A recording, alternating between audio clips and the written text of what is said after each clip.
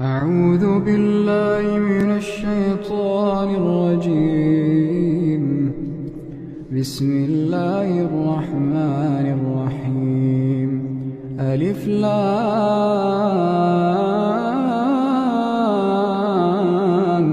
ميم.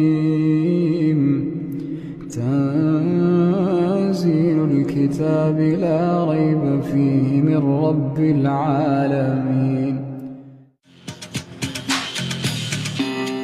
There's three ways in which you can make an animal halal. Slaughter is one, and that is cutting the trachea, the esophagus, and the carotid arteries, and that's called dhabh in Arabic.